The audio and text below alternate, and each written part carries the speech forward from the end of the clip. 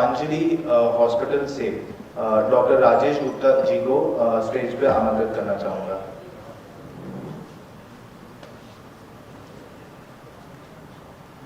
Thank you Deepanshu जी।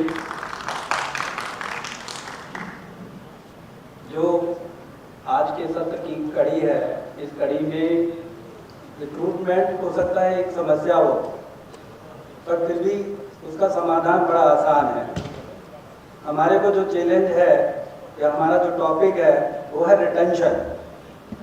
एक बार किसी को भर्ती कर लो तो उसको रोकना उतना ही मुश्किल है जितना भगवान को रोके रखना, पर्टिकुलरली नर्सिंग में, मेडिकल फील्ड में। People are jumping from here to there.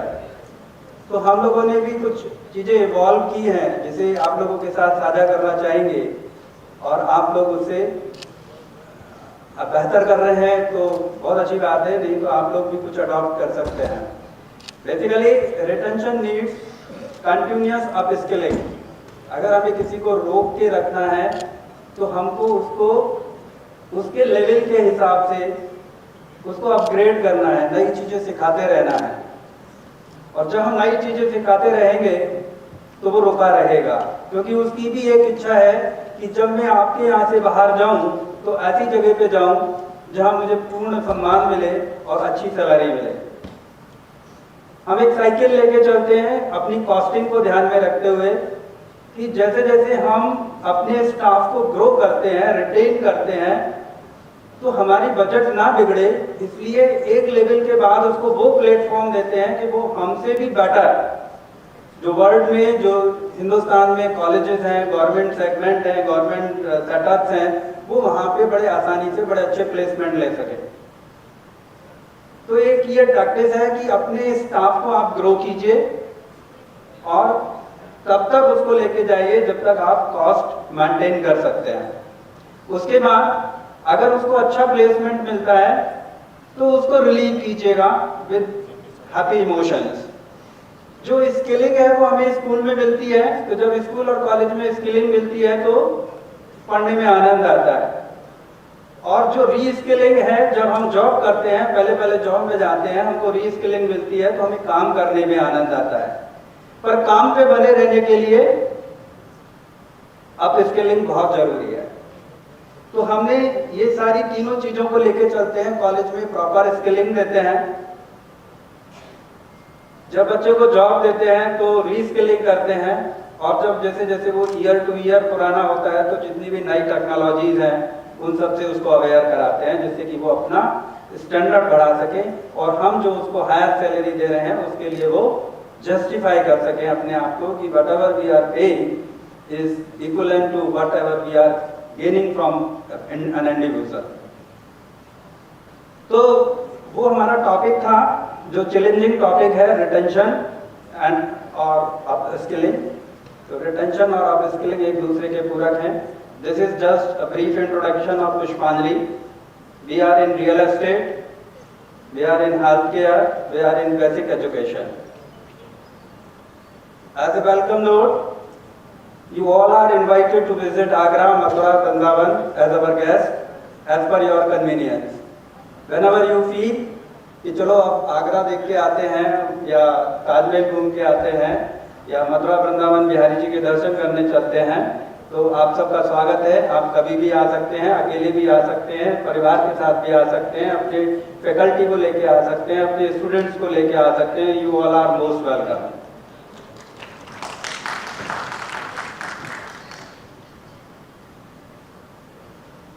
जो रिटेंशन का या अपस्किलिंग का प्रॉब्लम स्टेटमेंट है, तो अगर हम उसकी बात करें कि इन सब चीज़ों में प्रॉब्लम्स कहाँ हैं, मेरे हिसाब से ऐसे कोई खास प्रॉब्लम नहीं है, बट जो थोड़ा बहुत समझ में आता है कि कोविड-19 के बाद जो हेल्थ की आवश्यकता है या हेल्थ में जो एक और ज़्यादा टेक्निकलिटी की या क्लीनलीनेस की या आवश्यकता है, तो उसके लिए जरूरी है कि हम लोगों को अपस्किल करते रहें, उन्हें बताते रहें। अगर हम नॉर्मल तौर पे देखेंगे कि अगर किसी बच्चे को बोला जाए कि आप वुंड की केयर कैसे करते हैं, तो वो उस चीज़ को समझ नहीं पाता। या जब अगर हमको कहीं इंजेक्शन लगाना है तो किस तरह से उसको हमें क्लीन करना है एरिया को, तो ये बहुत छोटी बेसिक बात है। इसको भी करने में उनको काफ़ी समय लग जाता है सीखने में, जबकि हम लोग उसको और भी हाई एंड टेक्नोलॉजी के बारे में बताते हैं।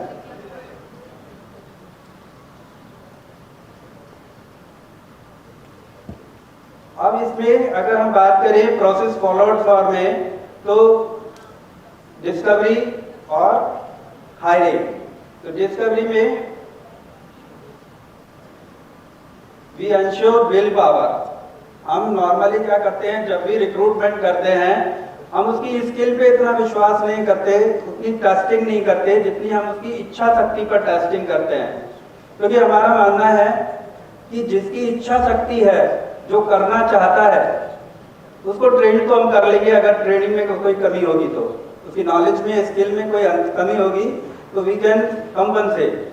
बट अगर उसकी इच्छा शक्ति नहीं होगी तो कितना भी पढ़ा लिखा हो, कितना भी बुद्धिजीवी हो, कितना भी हाई एंड टेक्नोलॉजी से गुजरा हुआ हो, हम उससे काम नहीं ले पाएंगे। तो सबसे जरूरी यही है कि हम उसके अंदर विल पावर देखें, और जिसके अंदर विल पावर है वही अप स्किलिंग में भी विश्वास रखता है और वही आगे बढ़ने में विश्वास रखता है। और यही हमारा हायरिंग का है। अगर हम देखें तो हमारे कॉलेज से पूना में सह्याद्री हॉस्पिटल, दिल्ली में अपोलो हॉस्पिटल, नारायण हृदयालय, कोलकाता में नारायण हृदयालय, जम्मू में नारायण हृदयालय, बॉम्बे में कोकिलाबेन, ऐसे बड़े बड़े हॉस्पिटल से हमारे यहाँ रिक्रूटमेंट होता है। अभी एक ऑर्गेनाइजेशन है DCDC करके, जिनके पास across the country dialysis center है। तो वहाँ से भी लोग अभी हमारे थर्ड ईयर के बच्चे जो एग्ज़ाम देंगे उनको कैंपस करके सिलेक्ट कर चुके हैं। तो ये सब चीज़ें तभी पॉसिबल हैं जब हम उनको स्कूल में भी अच्छी स्किलिंग करते हैं। और स्किलिंग करने के लिए क्लासरूम लेक्चर से केवल काम नहीं बनता। और आफ्टर कोविड जो है, अगर हम देखें तो हर एक की डिमांड बहुत बढ़ गई है। हर पेशेंट और पेशेंट के जितने भी रिलेटिव हैं वो सबसे पहले पूछते हैं कि डॉक्टर का स्टेटस और नर्सिंग स्टाफ का स्टेटस, और आपके यहाँ पे हाइजीन के लिए क्या है, वो सब चीज़ों को डिमांड रहती है। हम लोग जो विश्वास करते हैं वो करते हैं कि जो हमारा एम्प्लॉय है वो एक ऐसी संपत्ति है जिसको हमें डेवलप करना है, ना कि कंज्यूम करना है। क्योंकि अगर हम अपनी संपत्ति को कंज्यूम करेंगे तो वो डेप्रिशिएट हो जाएगी और एक दिन बेकार हो जाएगी। अगर हम उसे डेवलप करेंगे तो वो निरंतर अच्छा कार्य करेगी। नॉर्मली एम्प्लॉय सोचता है कि अगर मैं एक कंपनी से दूसरी कंपनी में जाऊंगा या जाऊंगी तो मेरा प्रमोशन या मेरी जंप अच्छी हो जाएगी। नॉर्मली अगर हम IT सेक्टर में देखें तो ये बहुत बड़ा ट्रेंड है, ये लोग एक जगह से दूसरी जगह जंप करते रहते हैं। पर मेरा मानना ये है कि अगर कोई आपके यहाँ आउटपुट नहीं दे रहा है और वो कहीं चेंज करना चाहता है तो उसको बड़ा हैप्पीली रिलीव कर दीजिएगा। अगर वो आपके यहाँ आउटपुट दे रहा है उसे और ट्रेंड कीजिएगा। हर बात पे सैलरी मत बढ़ाइएगा। अगर हमारी अप स्किलिंग समय समय पे चलती रहती है तो किसी भी तरह की कोई प्रॉब्लम नहीं होगी। इसलिए हम ये जो रेड कलर से हैं इतनी हम ये ट्रेनिंग्स करते रहते हैं, simulated based, job centering and, तो ये सारी चीज़ें हैं। और simulation based education program, job centric, up skilling,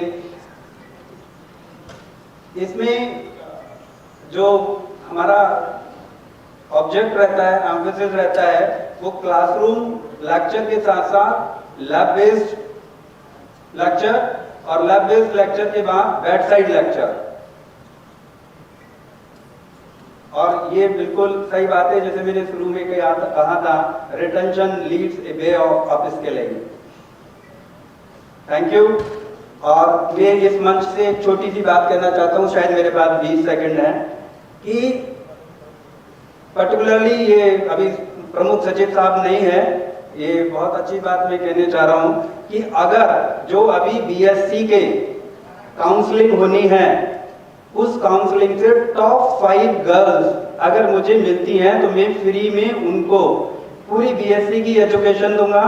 अगर वो बीएससी के बाद मेरे यहाँ से क्विट करना चाहते हैं, क्विट कर सकते हैं, नहीं तो फर्दर एमएससी की एजुकेशन फ्री दूंगा। एमएससी के बाद क्विट करना चाहते हैं, कर सकते हैं, नहीं तो फर्दर फिर से फ्री ऑफ कॉस्ट पीएचडी की एजुकेशन दूंगा। उसके बाद 1 लाख रुपए महीने का जॉब दूंगा। तो सरकार से निवेदन है कि मुझे अपने आप को टेस्ट करने के लिए, मुझे अपने हॉस्पिटल, अपने कॉलेज को टेस्ट करने के लिए 5 टॉपर्स चाहिए जिन्होंने अभी अटल बिहारी वाजपेयी मेडिकल यूनिवर्सिटी के एंट्रेंस एग्जाम दिए थे। बीसी सर बैठे हैं, अगर मेरी रिक्वेस्ट उनको मान्य हो तो मुझे ऐसे 5 लड़कियां दे दें जो टॉपर हैं, मैं उनको फ्री एजुकेशन दूंगा टिल पीएचडी, और उसके बाद 1 लाख रुपीस पर मंथ की job, and they have the option to quit after any level. Thank you.